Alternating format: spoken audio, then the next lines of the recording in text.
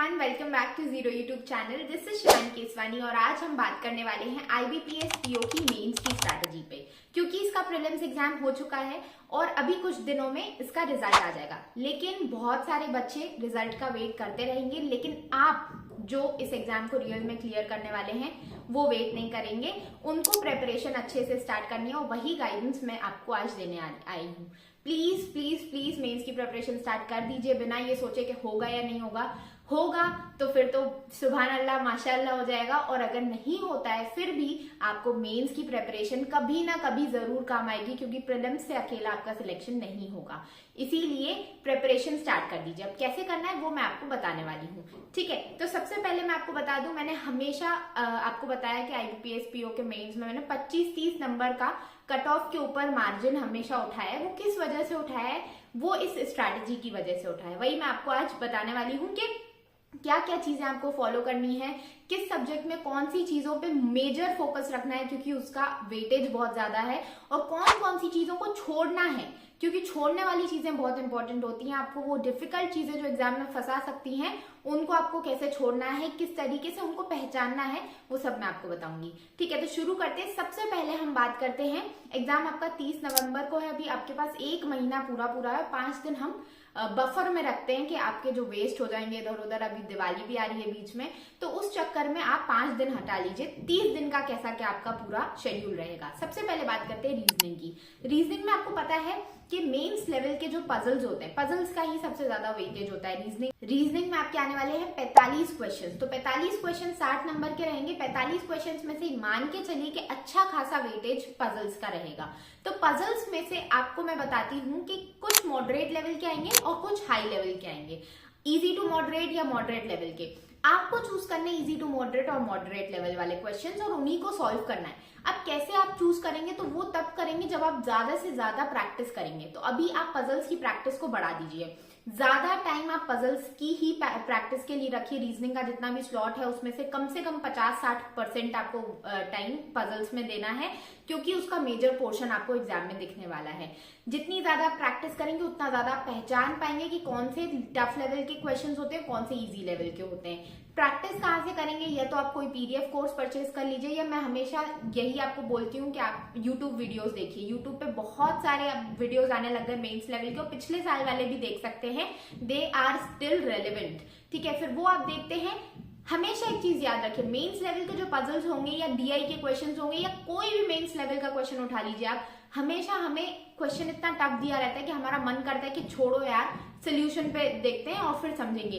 नहीं, आपको नहीं करना है ऐसा। आपको पूरी जान लगा देनी है उस क्वेश्चन में कि वो मैं सॉल्व करूं। पहले खुद से मैं जितना एफर्ट लगा सकती हूँ उतना लगाऊं।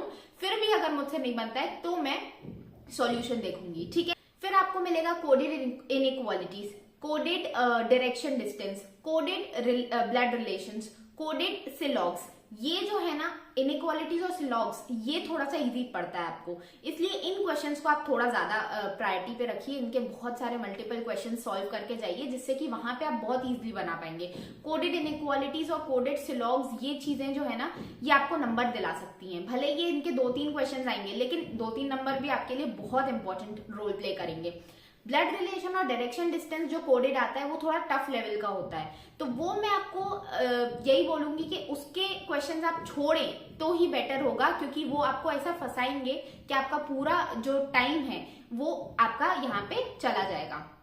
क्योंकि ये वाले क्वेश्चन इतने टफ होते हैं कि ये आपको फंसा देंगे और आपका इंपॉर्टेंट टाइम ले जाएंगे। इसलिए ब्लड रिलेशन और डायरेक्शन डिस्टेंस के जो कोडेड वाले क्वेश्चंस हैं या इनके बेस्ड पजल्स हैं, इसको आप टच ना कीजिए तो बहुत बेहतर होगा। इसके अलावा आ जाता है आपका क्रिटिकल रीजनिंग। क्रिटिकल रीजनिंग के भी 5-6 क्वेश्चंस देखने को मिलते ही हैं। क्रिटिकल रीजनिंग के लिए मैंने हमेशा बताया आपको कि आप कीजिए न्यूज़पेपर एडिटोरियल रीडिंग आप करिए और इसके क्वेश्चन सॉल्व करने की खुद से कोशिश कीजिए। आप क्या खुद से अपनी मतलब क्या अप्लाई कर पा रहे हैं अपना नॉलेज, उस पर्टिकुलर स्टेटमेंट को पढ़ के आप क्या समझ पा रहे हैं, कैसे उसका क्या कॉज होगा या क्या स्टेटमेंट का कैसे क्या होंगी, वो सारी चीजें खुद से करने की कोशिश कीजिए। कोई टीचर आपको बता नहीं पाएगा कि इसमें ये आंसर क्यों हुआ, वो आपको अपना दिमाग ही लगाना, वो दिमाग तब चलेगा जब आप ज्यादा से ज्यादा रीडिंग कर रहे हैं। रीडिंग करने से ही आपकी स्पीड भी बढ़ेगी और कॉम्प्रिहेंशन स्किल्स भी आएंगी, तो आपको समझ में आने लगेगा कि अच्छा इसका आंसर ये होगा। इसलिए रीडिंग पे मेजर फोकस कीजिएगा। अभी इंग्लिश में मैं बताऊंगी आपको क्या क्या रीड करना है।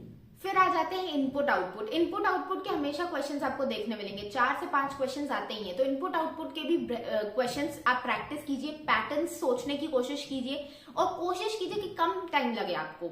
अगर थोड़ा सा भी ज्यादा टाइम लगेगा ना, तो वही है कि आपका बेनिफिट कम होगा और लॉस ज्यादा हो जाएगा। और खुद के लिए एक लिमिट बनाइए, इससे ज्यादा मैं उस क्वेश्चन पे नहीं टाइम डालूंगी, वरना मुझे पूरे पेपर में जितने बन सकते थे वो नहीं बना पाऊंगी। इसलिए आप एक लिमिट सेट कीजिए कि चलो इतना टाइम मैं दूंगी, इतने में अगर पैटर्न को मैं समझ पाई, अगर मुझे पकड़ में आ गया पैटर्न तो बढ़िया है, नहीं आया तो फिर I will move to next question. ठीक है, फिर आ जाते हैं आपके डेटा सफिशिएंसी के क्वेश्चंस। डेटा सफिशिएंसी के क्वेश्चंस को भी आप सॉल्व कीजिए। उसमें से ना आपको सारे क्वेश्चंस नहीं बनेंगे, लेकिन कुछ कुछ क्वेश्चंस आपसे बन जाएंगे। वही कुछ कुछ क्वेश्चंस आपको ढूंढने हैं, और वो ढूंढने कैसे मिलेंगे, जब आप ज्यादा से ज्यादा प्रैक्टिस करेंगे तो आपका दिमाग अपने आप कैच करेगा कि ये क्वेश्चन बन जाएगा, ये बनाते हैं। जो नहीं बनेगा वो आप आराम से स्किप कर देंगे। तो ये तो हो गया रीजनिंग का। रीजनिंग में आपको अच्छा खासा टाइम देना है, क्योंकि यहाँ पे आपको 60 मिनट मिलेंगे। 60 मिनट बहुत होते हैं अच्छे खासे नंबर ऑफ क्वेश्चंस को सॉल्व करने के लिए। 45 क्वेश्चंस मिलेंगे, 60 नंबर के 60 मिनट, अच्छे खासे क्वेश्चंस आप सॉल्व कर सकते हैं। वही आप अपनी स्पीड पे काम कीजिए। स्पीड इज वेरी इंपॉर्टेंट, क्योंकि जितने ज्यादा क्वेश्चंस आप बना पाएंगे उतने ज्यादा नंबर लेके आ पाएंगे। प्लस उन्हीं क्वेश्चंस पे फोकस कीजिए जिस टाइप के क्वेश्चंस एग्जाम में आते हैं। नेक्स्ट चलते हैं क्वांटिटेटिव एप्टीट्यूड पे। क्वांटिटेटिव एप्टीट्यूड आपका यहाँ पे नाम ही डीआई है। डीआई से ही भरा हुआ क्वेश्चन पेपर आपको मिलेगा। डीआई के अलग अलग टाइप्स, आपको 2 डीआईज में, मतलब एक ही क्वेश्चन में 2 पाई चार्ट्स मिल सकते हैं या 2 बार ग्राफ्स मिल सकते हैं। केसलेट टाइप के क्वेश्चंस मिलेंगे आपको, मिसिंग डेटा वाले क्वेश्चंस मिलेंगे। तो इन सब के क्वेश्चंस आप प्रैक्टिस कीजिए। मेंस लेवल के टफ क्वेश्चन, जितने टफ क्वेश्चंस आप सॉल्व करेंगे, अगर आपको एग्जाम में इजी क्वेश्चन मिलेगा तो आपका माइंड और तेजी से चलेगा। और अभी अगर आप इजी करके जाएंगे, वहां पे टफ मिल जाएगा तो आप पूरे ब्लैंक हो जाएंगे, और उसका जो पूरा इफेक्ट होगा ना, वो आपके पूरे एग्जाम पे पड़ेगा, जितना भी एग्जाम बचा हुआ होगा। इसलिए टफ क्वेश्चन सॉल्व कीजिए, डरिए बिल्कुल मत। सारे क्वेश्चंस नहीं करने हैं, हमें कुछ कुछ क्वेश्चंस ही करने हैं जो हमारी कट ऑफ को क्लियर करने में हेल्प करें और ओवरऑल स्कोर इंक्रीज करने में हेल्प करें।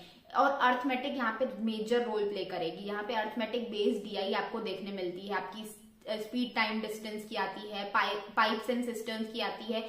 तो मेजर जो अर्थमेटिक के टॉपिक्स है ना, जो आपको बहुत अच्छे लगते हैं, उनको बहुत डीप में कर लीजिए, उनके डीआईज लगाइए। जिससे क्या होगा, अगर उस टॉपिक से आता है आपका अर्थमेटिक का डीआई का क्वेश्चन, तो आप वो बना पाएंगे। अदरवाइज सब अगर टॉपिक्स ऊपर से करके गए हैं और डीआई प्रैक्टिस नहीं की है, तो फिर कोई भी अर्थमेटिक बेस्ड डीआई आप नहीं बना पाएंगे। और मेरी बात लिख के ले लीजिए, अर्थमेटिक डीआई से ही क्वेश्चन पेपर भरा हुआ मिलेगा। प्लस अर्थमेटिक के कुछ नॉर्मल क्वेश्चंस भी मिलेंगे, और वो क्वेश्चंस भी आपके लिए इजी वाले हो सकते हैं अगर आप अर्थमेटिक के कॉन्सेप्ट्स को करके जाएंगे तो। इसके अलावा आपको missing number series, wrong number series के 2-3 क्वेश्चंस मिलेंगे जो स्टेटमेंट बेस्ड रहेंगे। स्टेटमेंट 1, स्टेटमेंट 2 उस टाइप के क्वेश्चंस भी सॉल्व कीजिए आप, कि किस तरीके से आप पैटर्न को पकड़े और किस तरीके से उसको अप्लाई करें। प्लस आपको क्वाड्रेटिक के भी हाई लेवल के क्वेश्चंस मिलते हैं यहाँ पे। तो वही है, मेंस लेवल के क्वेश्चंस आपको सॉल्व करने पड़ेंगे। Again YouTube is good source, आप यूट्यूब से प्रैक्टिस कर सकते हैं। प्लस अगर आप चाहें तो कोई पीडीएफ कोर्स परचेज कर सकते हैं। बाकी आपके पास जो भी मॉक टेस्ट है उसके सेक्शनल्स लगाइए, टॉपिक टेस्ट लगाइए, उसमें से आपको बहुत सारे क्वेश्चंस मिलेंगे। जो क्वेश्चंस आप टेस्ट देते वक्त नहीं बना पा रहे हैं, उसको बाद में बनाइए। इसके अलावा डेटा सफिशिएंसी भी आपको क्वांटिटेटिव एप्टीट्यूड में मिलेगा, जो आपके लिए इजी हो सकता है अगर आप थोड़ा सा दिमाग घुमाएं अपना। ठीक है, डेटा सफिशिएंसी के क्वेश्चन सॉल्व करेंगे ना, तो वो आपको इजी लगेगा, क्योंकि वहां पे आपको एग्जैक्ट सॉल्यूशन नहीं निकालना है। आपको सिर्फ ये पता लगाना है कि ये पर्टिकुलर स्टेटमेंट आपको आंसर निकालने में हेल्प करेगा या नहीं करेगा। इसलिए इसके जितने ज्यादा आप क्वेश्चन प्रैक्टिस कर पाए उतना अच्छा, क्योंकि 5 क्वेश्चन आपको मिलते ही मिलते हैं, उसमें से 3 आप आराम से बना सकते हैं। इसलिए इसके क्वेश्चन भी प्रैक्टिस करके जाए। अब आ जाते हैं इंग्लिश पे। इंग्लिश में आपको पता है कि कॉम्प्रिहेंशन बहुत इंपॉर्टेंट है। रीडिंग कॉम्प्रिहेंशन के आएंगे 2 पैसेजेस, ठीक है, तो उसको करने के लिए आपके पास अच्छा खासा कॉम्प्रिहेंशन स्किल्स होना चाहिए, जो आपका वही मैंने आपको अभी केसलेट में ही बता दिया, आपको न्यूज़पेपर एडिटोरियल्स पढ़ने ही पढ़ने हैं। वो भी बिजनेस स्टैंडर्ड पढ़िए आप, या फिर बिजनेस लाइन पढ़िए, या मिंट पढ़िए, या फिर अगर आप नहीं उतना हाई नहीं पढ़ पा रहे, वैसे ये इतने हाई न्यूज़पेपर्स नहीं, आप पढ़ेंगे ना तो समझ में आएगा। बाकी अगर नहीं पढ़ पा रहे तो द हिंदू, इंडियन एक्सप्रेस भी पढ़ सकते हैं आप। इसमें क्या होगा कि आपका एक तो स्पीड भी बढ़ेगी, जल्दी जल्दी आप पढ़ना सीखेंगे, आरसी इजीली सॉल्व होगा, प्लस आपका कॉम्प्रीहेंशन स्किल डेवलप होगा। वहां पे नए टाइप के क्वेश्चंस आपको आराम से देखने मिलते हैं। इंग्लिश में हमेशा कुछ ना कुछ नया आता है। जैसे मेरे टाइम पे आया था कि एक पैसेज दे दिया था, मतलब एक छोटा सा पैराग्राफ दे दिया था और उसका मीनिंग किस पांच स्टेटमेंट्स दे दिए थे ऑप्शंस में कि कौन सा स्टेटमेंट आपका ये पर्टिकुलर जो सेंटेंस दिया हुआ है कौन सा स्टेटमेंट आपका जो ऊपर पैसेज दिया है उसका मीनिंग बता रहा है। तो इस टाइप के नए टाइप के क्वेश्चंस आपको वहां पे आराम से देखने मिलेंगे जो आपने कभी मॉक टेस्ट में नहीं देखे, लेकिन वो भी आप सॉल्व कर पाएंगे अगर आपने कॉम्प्रीहेंशन अपना बेटर कर रखा है। और कॉम्प्रीहेंशन मैंने फिर से बताया, बहुत स्ट्रेस दे रही हूं मैं इस चीज पे कि एडिटोरियल रीड कीजिए, क्योंकि वो आपको ना केवल इंग्लिश में बल्कि आपका क्वांट्स के लंबे लंबे जो आपके डीआई के क्वेश्चंस आएंगे उसको कॉम्प्रीहेंड करने में भी हेल्प करेगा,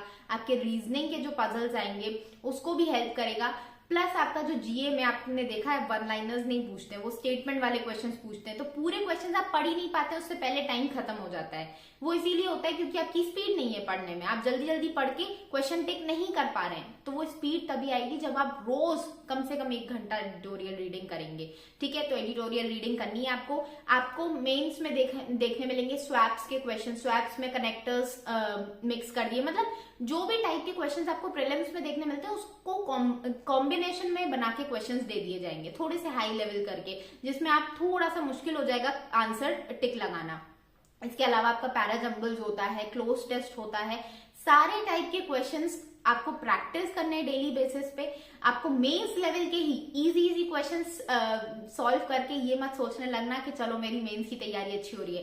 टफ लेवल के ही क्वेश्चंस, मतलब ऐसे क्वेश्चंस होने चाहिए जो आप पे ना बने और आपको मुश्किल लगे कि बनाने में मुश्किल हो रही है, तब जाके ही आपकी स्ट्रेंथ डेवलप होगी, है ना। इसलिए क्वेश्चंस आपको टफ वाले ही उठाने हैं। Last but not the least general awareness, इसके बाद डिस्क्रिप्टिव पे भी बात करेंगे। जनरल अवेयरनेस पे क्या करना है, जनरल अवेयरनेस का आपको पता है बैंकिंग एंड फाइनेंशियल न्यूज बहुत ज्यादा पूछी जा रही है आईबीपीएस के द्वारा, RBI news, banks in news, ये सारे जो आपके टॉपिक्स है ना इन पे बहुत ज्यादा फोकस करना है आपको। अफेयर्स क्लाउड पढ़ रहे हैं या आप अड्डा का जो मंथली वाला पीडीएफ आता है उससे पढ़ रहे हैं या एमसीक्यूज कर रहे हैं, आप ये चीज हमेशा फिक्स रखिए, एक पीडीएफ सोर्स और एक एमसीक्यू सोर्स आपके पास होना चाहिए। उसके अलावा आपको कौन कौन सी न्यूज पे ज्यादा फोकस करना है, एक तो बैंकिंग फाइनेंस वाली न्यूज हो गई, आपकी आरबीआई न्यूज हो गई, सेबी, जितने भी फाइनेंशियल इंस्टीट्यूशंस हैं उसकी जितनी भी न्यूज है उस पे आपको ज्यादा फोकस करना है। प्लस आपकी जो नेशनल न्यूज हो गई जिसमें स्कीम्स आ जाती हैं, फिर रिपोर्ट्स वाला सेक्शन है वो आ गया, ठीक है, और थोड़ा बहुत आपको बाकी सारी न्यूज पे फोकस करना है, इन पे मेजर फोकस करना है।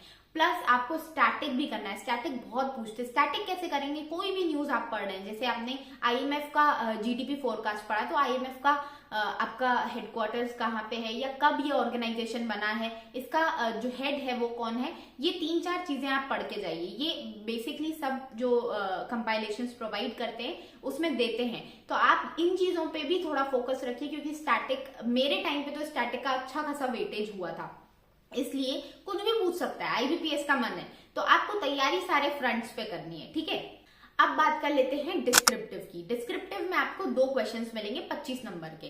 15 नंबर का आपका एस्से आएगा, 10 नंबर का लेटर आएगा। एस्से में आपको 250 वर्ड्स लिखने हैं और लेटर में आपको 150 वर्ड्स लिखने हैं। प्रॉपर स्ट्रक्चर होना चाहिए आपके आंसर में। आप एस्से लिखेंगे तो आपका इंट्रोडक्शन होना चाहिए, बॉडी होनी चाहिए, उसका आपका कंक्लूजन होना चाहिए। लेटर में भी आपको हैवी वर्ड नहीं यूज करने, ऑब्वियसली जो नॉर्मल लेटर हम लोग लिखते हैं, 3-4 लेटर्स की प्रैक्टिस लिख के करके जाइए और 5-6 पढ़ के जाइए, जैसे कि आइडिया हो कि चलो इस टाइप के लेटर्स पूछे जाते हैं और इस टाइप का मुझे कंटेंट डेवलप करना है। कोई भी ऐसा लेटर नहीं होगा जो आपने पढ़ा हुआ है और वो एग्जैक्ट पूछ लिया जाएगा, ऑब्वियसली नॉट, लेकिन you will get an idea कि ठीक है किस तरीके से कंटेंट डेवलप करना है। ठीक है, दूसरी चीज, इससे के लिए कुछ मटेरियल रेडी कर लीजिए, जैसे कि कुछ ऐसे टॉपिक्स हैं जिसपे आता ही है, 3 टॉपिक्स आपको मिलेंगे, 3 में से कोई एक सिलेक्ट करना है। तो इसमें आपको क्या सोचना है कि एक तो विमेन एम्पावरमेंट आते ही है क्वेश्चन, मतलब मैं बता रही हूँ आपको, ज्यादातर विमेन एम्पावरमेंट पे, विमेन पे स्पेशली विमेन का कोई भी एस्पेक्ट ले लीजिए आप, उस पर क्वेश्चन आता ही आता है। तो विमेन पे थोड़ा सा मैटर रेडी कर लीजिए। विमेन से रिलेटेड जो भी न्यूज में आपको स्कीम्स दिख रही हैं जो गवर्नमेंट लेके आई है, जो रिपोर्ट्स आ रही हैं जिसमें विमेन का स्टेटस क्या है मेन की तुलना में, और बाकी सारी चीजें, पॉपुलेशन में कैसी क्या चीजें हैं, वो सारा आप थोड़ा बहुत रेडी कर लीजिए, जिससे कि आपके पास मटेरियल हो।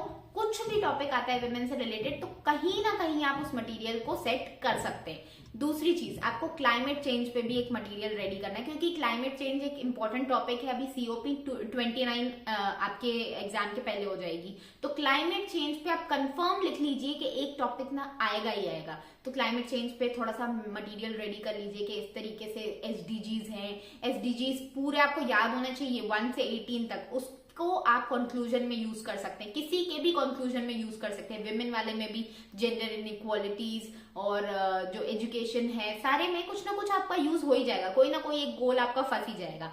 फिर आपका पॉवर्टी पे, आपका अर्बनाइजेशन पे, माइग्रेशन पे, आपका रूरल डेवलपमेंट पे, इन सारे टॉपिक्स पे आप थोड़ा थोड़ा मटेरियल रेडी रखिए कि अच्छा इनके कंसेप्ट्स एक तो समझ लीजिए कि ये पॉवर्टी ये होती है, GDP पे भी आ सकता है, ठीक है, कि कितना क्या इकोनॉमिक ग्रोथ डेवलपमेंट इस पे आ सकता है। तो इन सब की तो डेफिनेशंस आपको पता होनी चाहिए, प्लस इनसे रिलेटेड डेटा कि अभी ऑल अराउंड द वर्ल्ड, क्योंकि आप जनरल अवेयरनेस पढ़ ही रहे हैं तो आपको पता होना चाहिए कि अभी क्या क्या हो रहा है, किस एस्पेक्ट में क्या क्या चीजें, कौन कौन से इनिशिएटिव्स लिए जा रहे हैं, कौन सी रिपोर्ट्स आ रही हैं, कौन कौन से ऑर्गेनाइजेशंस रिपोर्ट्स निकाल रहे हैं, उसका थोड़ा बहुत आपके पास ग्लिम्स होना चाहिए, तब जाके एक अच्छा एसे आप लिख पाएंगे और अच्छे नंबर लेके आ पाएंगे। ये पूरा कंप्लीट मैंने आपको बता दिया है आपको किस तरीके से प्रिपरेशन करनी है। आई होप आपको चीजें समझ में आई होंगी और आई होप आप अच्छे से प्रिपरेशन करेंगे।